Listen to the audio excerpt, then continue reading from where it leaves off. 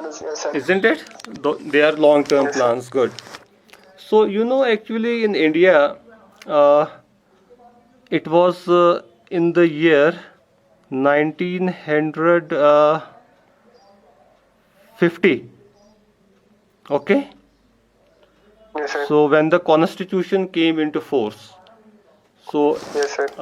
because when we are talking about the 5 year plans, it was after 1950 when the constitution came into force, and then it was decided, because then there was a plan for the development of the country, and it was in 1951 that the first 5 year plan was created.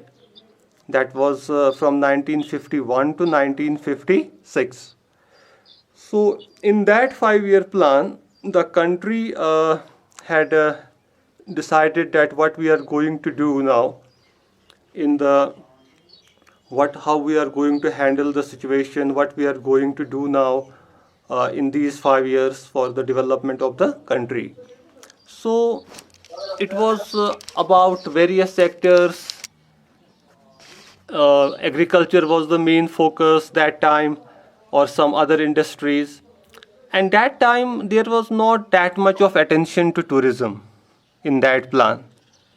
You got it? Because Yes, in the sir. first 5 year plan, that was from 1951 to 56, there was no such emphasis on tourism. It was only that in that plan there was a provision that a tourist division uh, will be formed, because before that it was placed under the transport, right? So there was a little emphasis on attracting tourists outside, from outside countries or something like that. But what happened? It was in the second 5 year plan, that was from 1956 to 1961. The second 5 year plan, which was from 1956 to 1961. So it was in that plan that there was a focus on tourism. उसमें tourism पे focus किया गया. कौन से plan में? Second 5 year plan में. तो वहाँ पे जो फोकस था, that was to develop tourism as a central and state sector. तो उसी प्लान में ये फोकस किया गया that now tourism is to be developed as a central and state sector.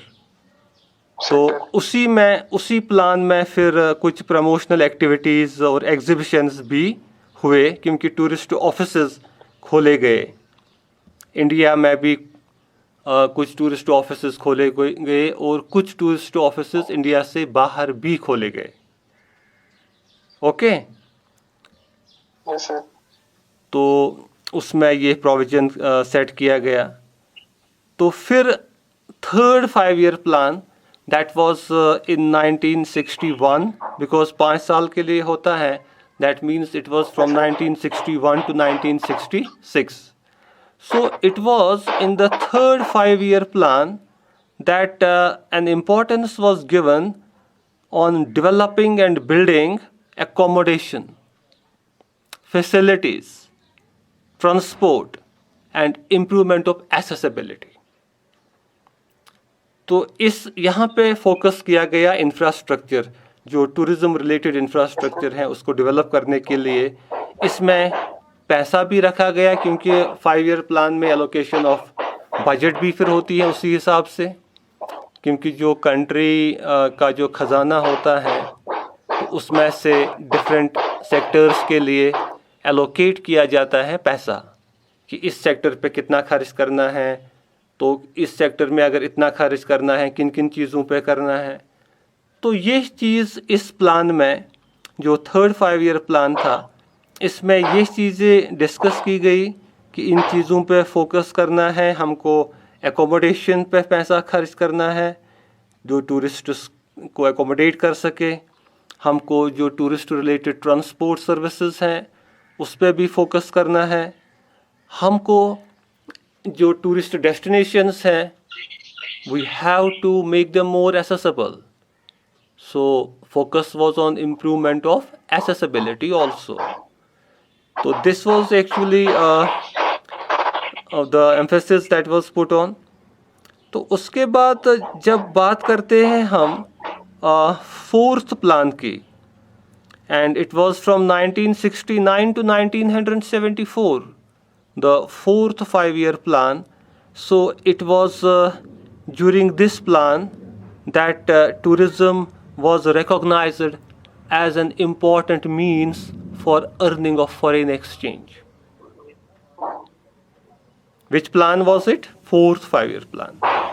Fourth. हाँ, तो फोर्थ 5-year प्लान जो कि 1969 से 1974 तक था, इसमें टूरिज़्म को रिकॉग्नाइज किया गया कि यही एक ऐसा चीज़ है जिससे कंट्री में काफ़ी फॉरेन एक्सचेंज आ सकता है, फॉरेन एक्सचेंज अर्निंग्स जिससे आ सकती है, और फॉरेन एक्सचेंज अर्निंग्स जीडीपी को काफ़ी इम्प्रूव करता है हमारे मुल्क में।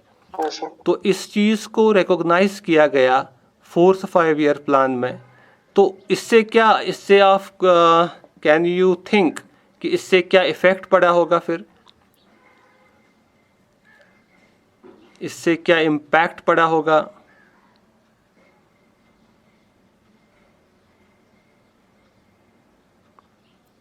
इससे ये इम्पैक्ट पड़ा कि अब इंटरनेशनल टूरिज़्म पे फोकस ज़्यादा हुआ, क्योंकि फॉरेन एक्सचेंज अर्निंग्स तब होगी जब इंटरनेशनल टूरिज़्म, जब इनबाउंड टूरिज़्म ज़्यादा होगा, मतलब जब फॉरेन से यहाँ पे लोग आएंगे।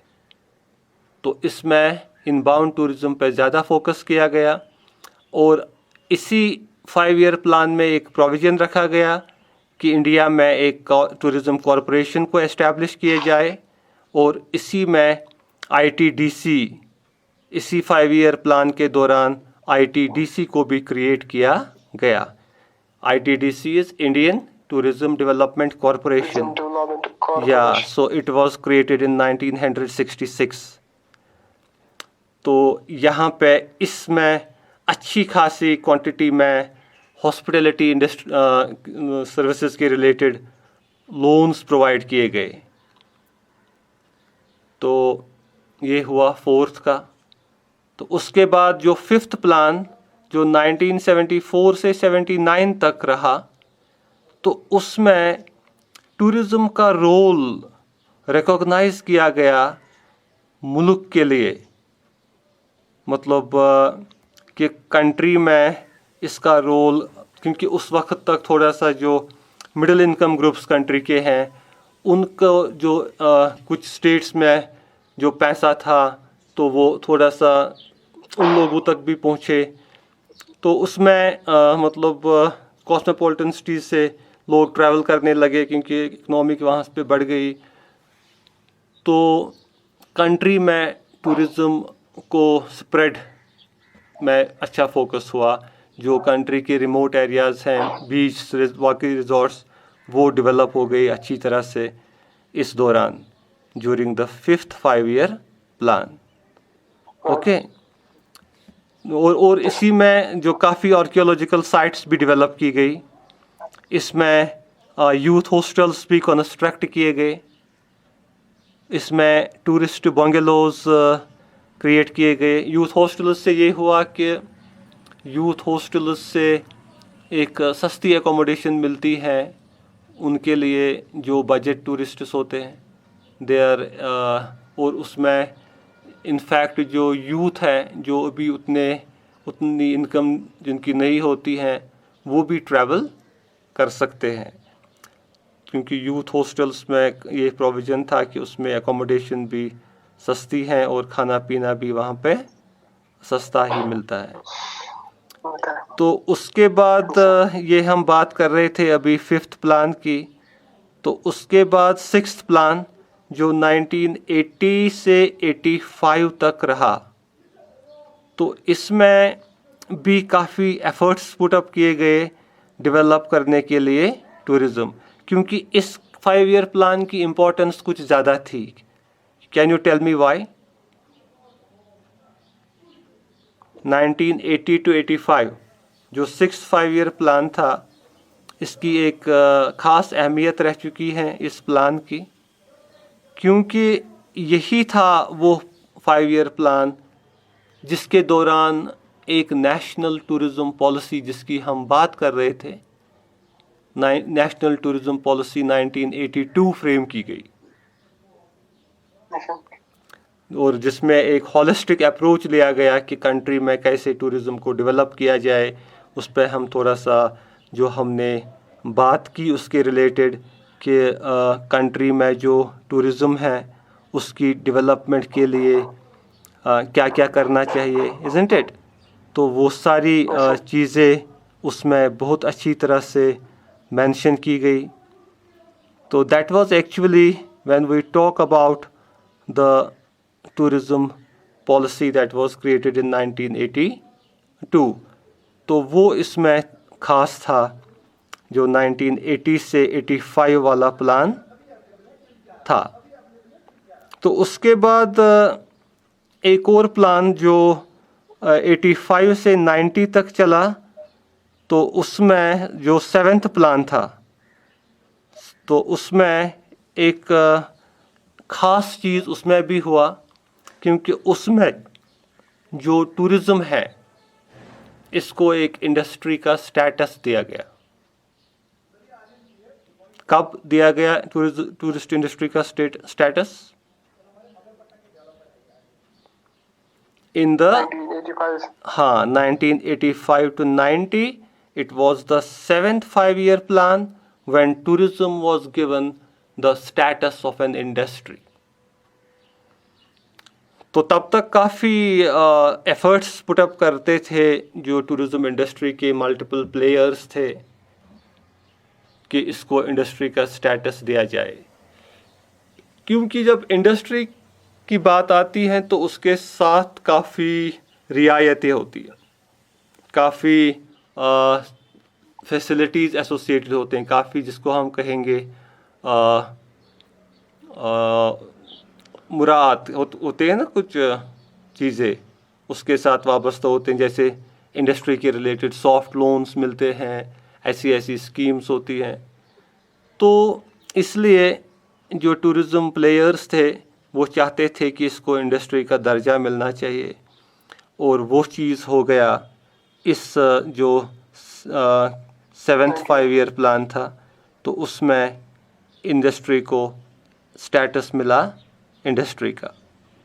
तो उसके बाद जब इसको इंडस्ट्री का स्टेटस मिला तो इसके साथ ही नेशनल सतह पे एक कमेटी बन गई, that was a national committee on tourism, because it was set up by the government in 1986, and along with it there was the setting up of a tourism finance corporation that was named as Tourism Finance Corporation of India, TFCI.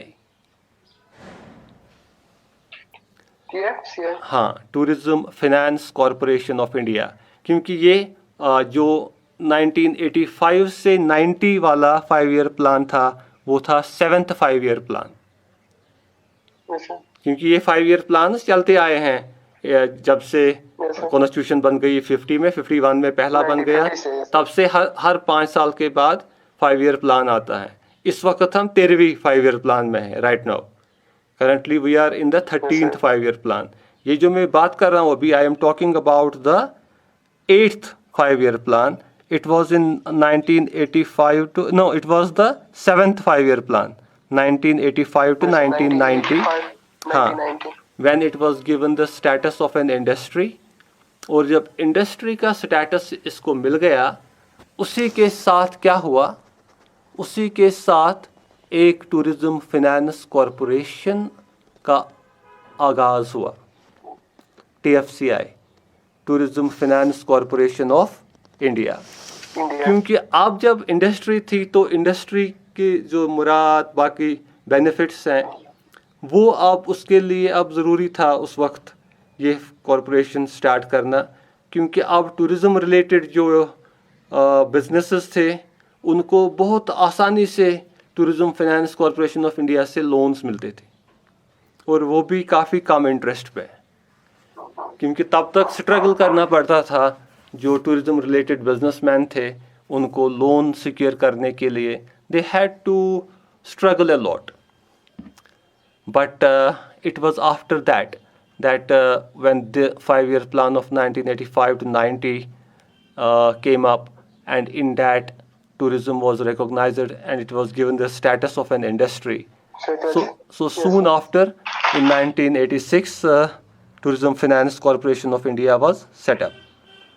Okay. और good. तो उसके बाद हम बात करते हैं जो उसके बाद 5-year प्लान आ गया, that is the 8th 5-year plan. तो वो 1992 से 97 तक चला. तो यहाँ पे स्पेशल टूरिज़म एरियाज़ पे फोकस किया गया, STAs, स्पेशल टूरिज़म एरियाज़. तो यहाँ पे बहुत सारे एरियाज़ आइडेंटिफाई की गए, तो उनको डेवलप करने के लिए बाज़ाब्ता स्पेशल टूरिज़म एरियाज़ के लिए बाज़ाब्ता एक नेशनल एक्शन प्लान भी बन गया, क्योंकि 1992 में ही एक नेशनल एक्शन प्लान बन गया टूरिज़म पे. तो उसमें स्पेशल टूरिज़म एरियाज़ आइडेंटिफाई किए गए जिनको डेवलप करने के लिए पैसा रखा गया और स्ट्रेटजीज़ बनाई गई, स्ट्रेटजीज़ कि कैसे इनको ये इम्प्लीमेंट किया जाए. तो वो चीज़ भी काफ़ी हेल्पफुल साबित हुआ टूरिज़म इंडस्ट्री के लिए, क्योंकि 1992 साल की भी एक काफ़ी अहमियत है. It was the year 1992 when GATT, global agreement on tariffs and trade took place. तो उस वक्त उसके बाद काफ़ी इकोनॉमिक रिफॉर्म्स आ गए पोस्ट, क्योंकि जो गेट हुआ global agreement on tariffs and trade, तो उसका आउटकम था liberalisation, we can say economic liberalisation. तो इकोनॉमिक लिबरलाइजेशन का एक इम्पैक्ट हुआ ग्लोबली कि इकोनॉमी बूस्ट हो गई वर्ल्ड की, क्योंकि जो ट्रेड रूट्स हैं वो खुल गए, इंपोर्ट एक्सपोर्ट्स करना आसान हो गया, तो इकोनॉमी बढ़ गई क्योंकि पैसा सर्कुलेट हुआ बहुत अच्छी तरह से. तो उससे क्या हुआ, उससे एक अच्छा इम्पैक्ट पड़ा टूरिज़्म पे. क्यों? Because tourism has a lot to do with economy, because when people have more disposable income, they travel more. With disposable income, there has been seen an increase in tourism.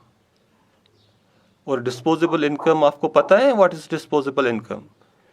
Disposable income means the part of the money, the part of the income that a person is left with after meeting all his expenses. Suppose किसी की तनख्वाह है 20,000, 25,000, 30,000, उसका खर्चा है suppose अगर तनख्वाह है 30,000 फॉर एग्जांपल, खर्चा है 20,000, सारे चीज़ें खर्च करके, तो फिर उसका जो बचता है 10,000 बचता है, हम कहेंगे कि इसकी डिस्पोजेबल इनकम है 10,000. Got it? अगर किसी का सपोज 30,000 इनकम है तो 30,000 खर्चा है, तो उसकी डिस्पोजेबल इनकम ही नहीं है ना फिर. और अगर डिस्पोजेबल इनकम नहीं है तो ट्रैवल करना थोड़ा मुश्किल होता है, क्योंकि नॉर्मली पीपल ट्रैवल तब करते हैं जब वो पहले जो बाकी खर्चे हैं वो पूरे करते हैं. कोई मत जाएगा ट्रैवल करने के लिए यहाँ से बच्चों का फीस नहीं भरेगा, isn't it? तो पहले सपोज अगर उसके बच्चे हैं, पहले उनकी स्कूल फीस, बुक्स लानी है, बाकी तो प्रायोरिटी तब देगा वो ट्रैवल पे जब पहले ये खर्चे पूरे करेगा. तो इससे क्या हुआ, पोस्ट लिबरलाइजेशन में जब इकोनॉमी बढ़ गई तो डिस्पोजेबल इनकम बढ़ गई लोगों की, डिस्पोजेबल इनकम बढ़ गई तो टूरिज़्म बढ़ गया। Got it?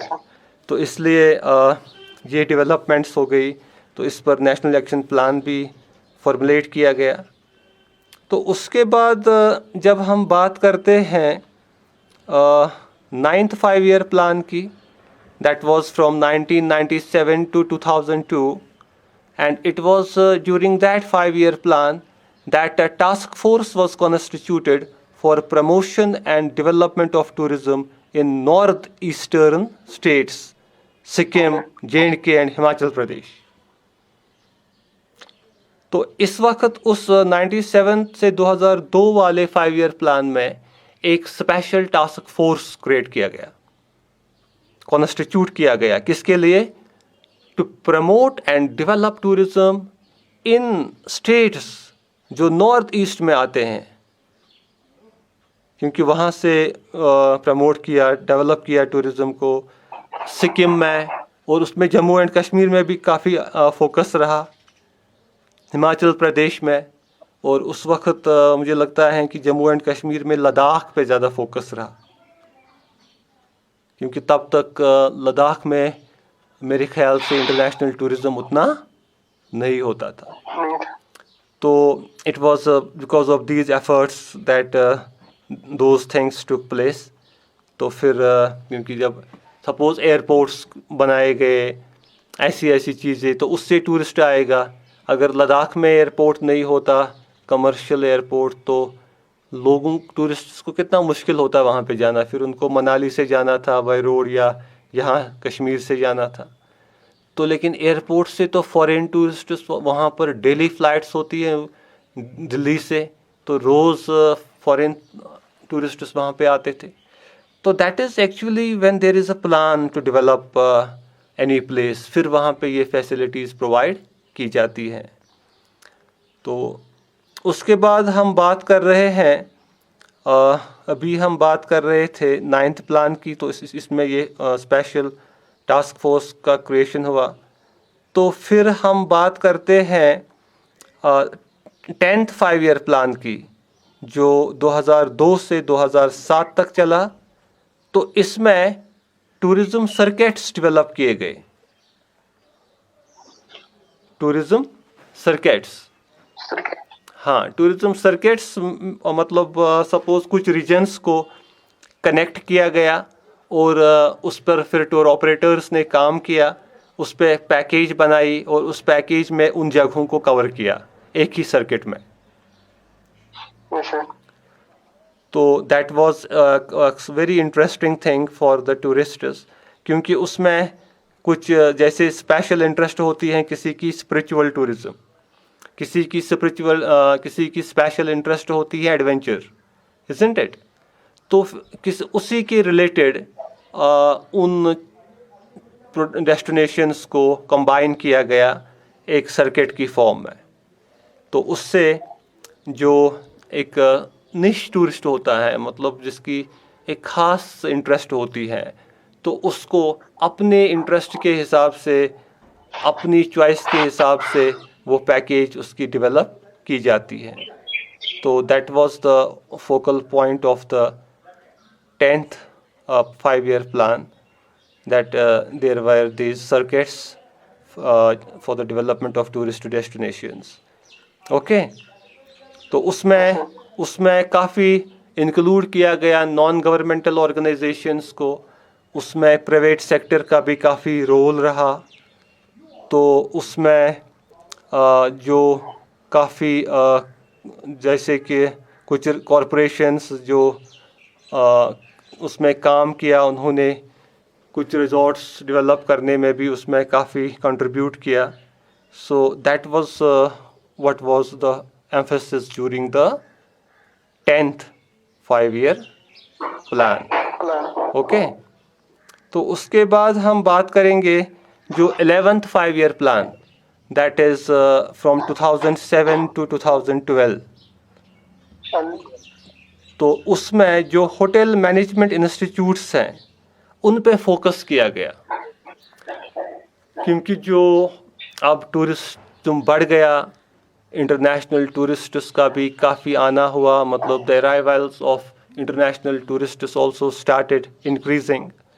So to cater to the needs of the international tourists and to give a professional look for the industry, now there was an emphasis on the development of institutes of hotel management, ताकि professionally बहुत सारे youth को train किया जाएगा जो कि इस industry को कैटर कर सके इन अ प्रोफेशनल वे. तो इसमें 11th 5-year प्लान में hotel management institutes through out the country establish किए गए, क्योंकि इसमें कैपेसिटी बिल्डिंग पे फोकस था, मार्केट रिसर्च पर भी फोकस रहा,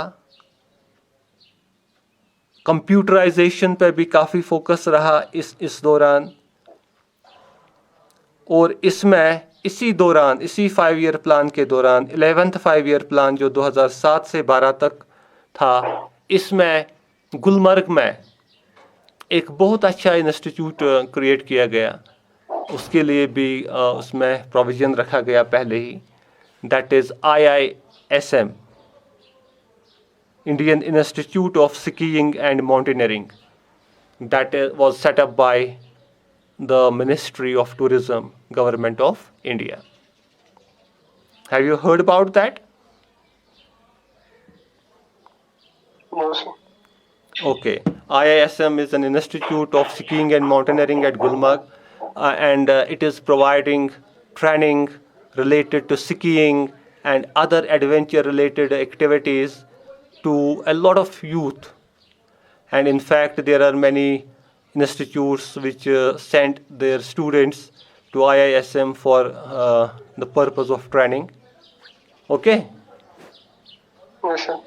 तो वहाँ पे वो अच्छी तरह से उनको स्कीइंग रिलेटेड कोर्सेज और बाकी सारी एक्टिविटीज़ में इंक्लूड करते हैं. एक बार मैंने भी वहाँ पे अपने स्टूडेंट्स को भेजा था IISM.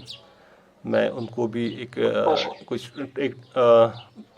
हफ्ते की ट्रेनिंग दिलवाई थी वहाँ पे. तो that was actually in the 11th 5-year plan. किसमें हुआ ये? 11वीं 5-year प्लान में. 11th. तो फिर 12th 5-year प्लान उसके बाद आ गया, because 11th 5-year plan was from 2007 to 2012. तो फिर 2012 से 2017 तक जो 12वां 5-year प्लान था, तो इसका फोकस था प्रो पुअर टूरिज्म पे. Pro poor tourism. तो इसी में जो ये मैंने आपके साथ शायद डिस्कस किया था, होम स्टे एकोमोडेशन मैंने आपके साथ डिस्कस की. Rural Yes, sir. Tourism, Homestay का- हाँ, rural tourism, home stage, bed and breakfast joints. तो ऐसा जो फोकस है इस पे, क्योंकि इस 5-year प्लान में प्रो पुअर टूरिज्म पे फोकस हुआ ज़्यादा. दैट मीन्स के how tourism can contribute to create or to bridge the gap between the rich and poor. क्योंकि जो बहुत गरीब लोग हैं, अभी यहाँ पे हमारे साथ शबनम भी जुड़ी हैं, तो वो एक प्रोजेक्ट पे ऑलरेडी काम कर रही हैं. तो दैट इज़ जो वही है एक किस्म का प्रो पुअर टूरिज्म, क्योंकि ये एक जो एरिया है जिसको ये एक टूरिज्म डेस्टिनेशन में कन्वर्ट करना चाहते हैं, तो वो एरिया की लोकेशन बिल्कुल एक ट्राइबल बस्ती है वहाँ पे, जो काफ़ी गरीब हैं. ओके. और लेकिन वहाँ पे साथ ही वो जगह काफ़ी खूबसूरत है. तो उस जो डूब गली है वहाँ बांडीपुरा में ही, तो वहाँ पे उस जगह को जब डेवलप किया जाएगा एज अ टूरिज्म डेस्टिनेशन, तो naturally tourists will come to that place, isn't it? And once tourists will come to that place, they will spend money there, and that money will reach to the people who are living there. चाहे वो tribals हैं वहाँ पे, तो उनकी economy उससे बढ़ जाएगी. You are getting it? So this is an example of pro-poor tourism. So this was an emphasis was put on pro-poor tourism in the 12th 5-year plan. तो 12वीं 5-year plan में इसी चीज़ पे फोकस रहा, और मुझे लगता है जो इस वक्त 13वां 5-year plan है, मैंने तो उसको अभी देखा नहीं, लेकिन 13वीं 5-year plan में भी शायद जो ये pro-poor tourism है इस पर अभी भी फोकस है, क्योंकि रूरल टूरिज़म की जब हम बात करते हैं तो रूरल टूरिज़म में भी कंपैरेटिवली जो कॉस्मोपॉलिटन एरियाज़ से लोग आएंगे रूरल एरियाज़ में, तो उससे भी जो फाइनेंशियल गैप है तो वो ब्रिज हो जाएगी, isn't it? Yes, sir. So this is actually about the national tourism plans that have been set up from time to time. Okay. So with this we are going to conclude this session, and we will continue with the project work now. And if you are interested, you can stay online, and you can also hear about the observations that the group which is working on Doomgully had made. Okay.